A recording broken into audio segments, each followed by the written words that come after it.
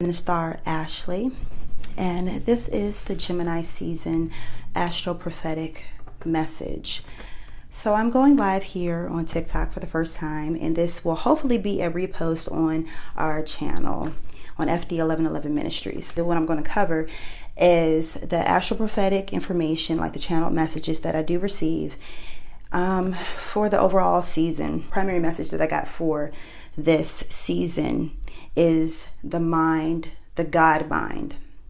And the God mind is a higher perspective. It's the merge here where we have the card for Gemini, the lovers. And the lovers can represent twin flames, soulmates, kingdom spouses, etc. But this is speaking to the God mind, the mind that resonates within all of us. So you have the divine feminine here with the snake energy, and then with the flame energy, we have the masculine, the divine masculine under the angelic rule. So that is speaking to the left brain, right brain, and the alchemical processing that happens between the two to merge. So with that in mind, as we go through this season in Gemini, we're going to be collecting a lot of information. So you see here the angel represents the alchemical marriage, represents the merge between the divine feminine and the divine masculine, the left brain and right brain. So that is the God mind. As you can see that the angel represents God and represents the ruling force that is leading and guiding the couple, but as well the two parts of ourselves, the shadow self and the ego self. So with the God mind, we have a higher perspective that we can gather all the information, gather different thought processes, just gather like a lot of information. And during the full moon that happens on the 14th, and that is in the sign of Sagittarius, and Sagittarius is the philosopher. So think of like, if you're thinking about alchemy, the philosopher's stone, but I'm more so the note that I have here is the deeper, higher mind, and that is the philosophical processing. That's us, after we have taken a lot of the information, it's us looking at that information, sifting through it, and forming our own theology, our own philosophy about that information. Another note that I have here for that full moon that happens on the 14th at 23 degrees. So that note that I have here is preparing for the Exodus. So the Exodus is a mass exit out of something. So think about this on a higher perspective. So we have our regular everyday life, how we live it out, how the way we interact with those outside of us, how we have our own internal world within us, how we think about things, how we process things. So during this Gemini season, that's going to be interrupted, and we're going to gather new information. And by the time that we reach the Sagittarius full moon, that we're going to have the higher perspective, after being on that higher plane of gathering all these different perspectives, that we're able to form our new identity. And then we will continue throughout the zodiacal wheel. So with that Exodus, it's like exiting out of the old mentality, out of the old mind. All right, so I'm going to pull a couple cards here. Give me a second. Let me see where I'm supposed to go here. Okay. Well, let me discuss with this Gemini, with the new moon. So that happens in the first decan of Gemini. And that is ruled by, here, the 8 of Swords. So I feel like with this energy is for us to stand still and receive the downloads, receive the information. You see how she's bounded and she's blindfolded and she's surrounded by swords. That's different perspectives. That's the divine spirit setting us down, how the way we normally would look at things, our normal perception, our normal thought processes are being blocked off as the senses are being blocked off. You have here the eyes, the ears, and the hands. All of that is sensory, is blocked off. She's bounded. And then she's surrounded by these different swords. So those different swords represent different perspectives. And she can't say anything. She can't look at it. She can't tap into her sensory body to form an opinion about it. So that Gemini new moon is that's what's happening for the collective. At a standstill, not thinking, overthinking things, just gathering the information. So by the time that Sagittarius full moon comes around, that we have gathered the information so we can have a sound mind and a sound judgment. And that comes from divine rulership, I specifically hear. It doesn't come from the sensory body. It doesn't come from the five senses. It comes from divine rulership. So that pairs with the last season, which we sort of kind of like segueing into now, depending on what time it is. So that was in Taurus. And the new moon in Taurus was about the priesthood, about select individuals being anointed and ordained into the priesthood. So I'm not talking about just regular priests like people that may go to a seminary, and people that may just have like the book knowledge of it or may go through a course. But I'm talking about like those that are called to the priestlyhood, and that is high priests, shamans, all these different natural healers, people that have that call from the spirit, not for the clout, not for because it sounds cool and it looks cool, but those that are really called from the heart and from the spirit to pursue this. So the priesthood, this is what this is happening for those that are called to the priesthood. So those anointed ones can go out into the world and help to transmute here with the lovers. So they have a love for what they really do. They have an innate passion, and it's that fire. They transform things. And I hear transform things rapidly. All right, so I'm going to pull a couple other cards. So I do have a couple announcements. So my I Am That I Am Divine Guidance cards, I've made some tweaks to them, and I have new samples coming. And the Ascended Bible Divine Guidance cards that I released last year, a reprint this summer. I'm going to make some adjustments to those. All right, so let's see here. We have I am the rod and the staff. And over here, I am joyful. Give me a second. And I am speaker. I am a speaker. Okay. So with the rod and staff, many people do not know about the magic held in the ancient texts of the biblical text of the Bible. So one thing about the ancient text and about the rod and staff, specifically like Psalms 23 and Moses, he was a magi of fire and water. So with his rod, that's how he would feel his way through. That's the way how he would work his magic, if you will. So with this rod and staff, pardon the background noise, with the rod and staff, that's you tapping into your mastery. That's you working with the angelic realms. Here it says, your angels have cleared the path for you. Remain focused and stay inspired. Okay? So in inspiration, I'm really honing in on that word inspired, that fire that burns within here. And with that fire that burns within, and your rod, your staff, that's a fire energy. Remaining connected to your divine purpose and your passion. I am joyful. So that will bring great joy to your life. And I am speaker. I am a speaker. So speaking up for whatever this path may be for you. This could even be someone that is speaking up for another person and being the mouthpiece, that anointed mouthpiece for another person. And for those that cannot speak for themselves, maybe they lack the linguistics, maybe they don't know that they have been wronged in some way, but whatever the case may be, that someone may be stepping to the forefront to be a mouthpiece for those that cannot speak up for themselves. Okay, I'm gonna pull a couple other cards. Well, we have on the bottom 888 Transfiguration. So give me a second. Okay, the Transfiguration. That happened on the mountain, on a mountaintop, where Yahushua, aka Jesus, aka Christ, the Christ mind, he took his 3 closest apostles up to the mountaintop. So where you're going, not everyone can go.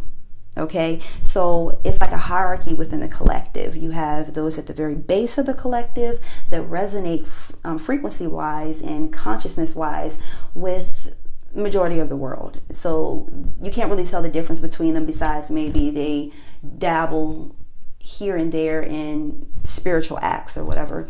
And then you have those that are at the top of this 5-layer hierarchy hypothetical mountain, and those are the ones here. The priesthood, we have the priesthood, and then we have the alchemical marriage, like what happens within oneself. I'm not talking about twin flames as of right now. And then we have the rod and the staff. And so those are the ones that work with the inner magic, but they also work with the angelic realms and the higher angelic realms that most people do not know about these angels. I hear that resonate in the angelic ethers.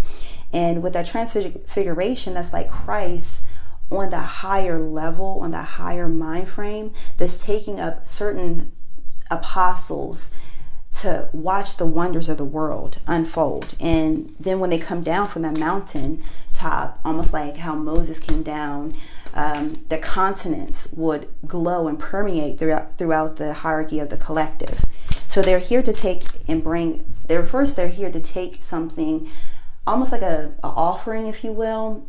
And that could be things that they have offered up or passed on, I hear in meditation, but also, so they could be astral projection, but they have offered up a level, or sacrificed, if you will, a level of comfortability within the tangible realms to gain certain portals and access to this inner world, or this higher inner world of knowledge and wisdom. So when they come down, that they have this, they're able to break this information, this complex information and codes down for the rest of the collective to digest. And as they digest that information, they're able to hand it off to the world, and the world is able to process it.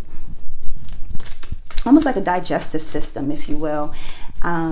And that's how the collective, that's how the world changes. So I'm going to get a couple other cards, and then I'm going to hop off. Oh, okay, here we go. 13. All right, so that is self-discipline. Hard work pays off. The keys of success. So that key, I'm really honing into that. So the keys of the success is like this person that, or these people that are able to unlock the keys of true success. So the money, whatever people may be seeking in the fleshly realms, these people will have it, but they have these keys to unlock the world. Like, let me see how to explain this, what I'm seeing. So before the world can change, before the world can step into this new age, something has to click, some doors have to open up. So these people are opening up the doors for the world to step through this new portal, this new age. So on their own, they're unable to do it because they're just not there. They don't have the ability to tap into those higher realms as of right now. Okay, angelic strengthening and the payout. And then, of course, the feminine force. So that feminine force is not just referring to like women, although women will have more freedom and more power, but it's not like a power play between the sexes. It's like this divine feminine energy is helping. It doesn't matter about a person's sex or their sexual orientation, etc. We're talking about divine feminine energy that resonates on the right-hand path of the collective, of even people. We both have masculine and feminine energy within us. So that Holy Spirit, which is also synonymous with the Kundalini energy, that is raising in all people. So as the frequency raises in the world, it comes from the divine feminine access or divine feminine portion or side. So a lot of people are going to start to walk through that portal. It's almost like a portal. It's like people that go through 2 by 2, 1 by 1. So that 2 by 2, for those that may not know, that like the story of Noah and the 2 by 2, and on that hypothetical ark, that is like a portal, pretty much. And when they stepped off of the hypothetical boat, that they were made new, like it was a new world altogether. So this is a symbolic representation, this whole analogy of what's happening with the world. So two by two within the masculine, the feminine within people, their brain, both sides of their brain, both parts of themselves, their higher mind and their lower mind, or their body, their physical temple. That could be one way of how to explain it, or it could be twin flames, or it could be two by two people that may not know each other on a physical plane, but they may be some soul relation. So as they walk through these different through this portal, it's like they're made new. It's like they have been cleansed. Like, remember, the world, which represents like the physical reality, was cleansed. What happened with that the Noah's Ark? Okay, and that ark is also it's a mathematical equation. I hear. I don't know what it is per se. I mean, I don't know the exact scripture location right now. I'm pretty sure those numbers have some type of meaning to them. Maybe even the name of Noah. I don't know that off the top of my head, but maybe someone could look it up, possibly. Or maybe it will come through in another channeled message. So let me see. I'm going to pull a couple other cards, but I think I'm going to go to this other deck. Over here in the corner, I have I am forgiveness. The act and the art of giving. For what you give will be given unto you, multiplied. So that could be a message just for someone. Here we have the Four of Swords. Okay. We have the Lord of Rest from Strife. Yeah, so that forgiveness. This is like inner turmoil within someone. They could be wrestling within themselves.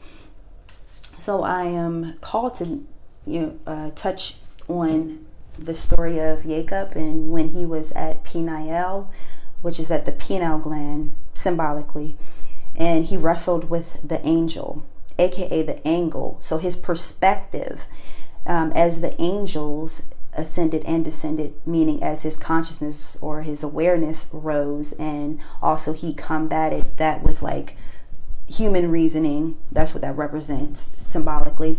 And as he wrestled with that in that angel, aka perspective angle, that he was blessed with something. He didn't allow that perspective, that angel, to go until he was blessed with something. And so for someone that they have been wrestling in and out of forgiveness, which is a higher level of love expression, a higher level of human understanding compared to their human reasoning, how people that so we have, I'm trying to figure out how to explain this. Okay, so most people would say, I'm not going to forgive somebody that has said this or done that. I'm not going to forgive them. So they feel bound within themselves. They feel like, okay, well, shoot, my girlfriends say don't forgive them. People in the world say don't forgive them, because if they do this or say that, that means that they don't love you or they don't deserve my love. But this person is wrestling within themselves about that perspective, because in their heart they feel like they should forgive that person, because by giving forgiveness they are off the hook, like they are freed. But that person is wrestling within themselves with that perspective, because they don't want to be looked at as weak, or they don't want to be taken advantage of. But whoever this may resonate with, that it's a gift that is given to you, because you are off the hook. You no longer have to carry that burden of wrestling around with that perspective, wrestling around with that lower vibration, that anger, and that even someone may feel guilt about whatever that situation is. But once you give it up to the Most High, God, your angels, and you just lay it down, you don't have to carry that burden anymore. Okay. And I was drawn to the number 9, the payout, fruitfulness. The work is completed, abundance, the land of milk and honey. That's what will happen, that milk and honey the joy we have here, I am joyful, that will overflow. Your life will become more abundant because this is stuck, stagnant energy. I'm also called to look over here at the 13. Like, it's something about, like, I heard the 13th chakra or something, or it's like you will have a different perspective that will change, like, your family circumstance when you give that gift of forgiveness. It doesn't mean that, like, you're a doormat or anything. It just means that you're off the hook. You don't have to carry that burden anymore. It's like that energy is stuck and it's holding you back and holding you down. All right, I'm about to hop off. All right, okay. Look right here, 707, divine forgiveness. And lastly, all things work out. One of my favorite scriptures. We had the fire energy there too. Okay, so it has 111, miraculous events. And one thing, when I looked at that, the first thing that I thought of was, like, the lady with the issue of blood, and she was hemorrhaging for like 12 years or whatever, and she touched the hem of Yahushua, aka Christ, aka Jesus, him, and she was instantly healed. So that miraculous events, someone could be needing healing, someone could just need to let it go. We have, once again, divine forgiveness. 707, forgiveness is required in this situation. Before you can have a shift in your finances, I specifically hear for someone with a payout, or before you can have a shift in a relationship, you have to lay down the burden. You have to allow your angels, your guide. At first I was going to say someone else to carry it for you, but this is like, what that someone else is really talking about, like your angels, guide, whoever you call it, a higher power. Lay it down. Let that source carry it. Transmute it here. Take the God mind and look at it from multiple angles. And then by the time that the full moon comes in Sagittarius, Sagittarius is a fire energy, so it could burn it up and change the circumstance, but it also could just change your mind, and you could have a clear vision about something regarding that situation. So another thing too about with this miraculous events, miracles are plentiful. Miracles are floating around in the atmosphere, in the air. It's almost like I was led to think about pollen, and it's like pollen is seasonal, but it floats around in the air, and some people, they can see it, they can feel it, and it interacts with them and it affects them. So the reason why the vision of pollen came through is because right now miracles are floating around in the atmosphere, like how pollen floats around during the springtime. So it's seasonal. For someone, it's seasonal, and this is your time of miracles and blessings, but you have to hop on it and you have to drop all this extra baggage. Otherwise you will miss this miracle, and you have to wait for, I don't even know when. Sometimes some miracles, some portals may only open up at certain times in your life, and you may have to wait, or your children may end up being the beneficiaries of that. Thank you guys so much for tuning in. Make sure that you like, share, and subscribe and join the Divine family here. Check out the second edition of the Angel Lunar Planner down below and available on Amazon.com, as well as our newest project that houses all of our biblical ritual kits and products and services. Until next time, you guys, this is Minister Ashley. Talk to you guys later. Peace.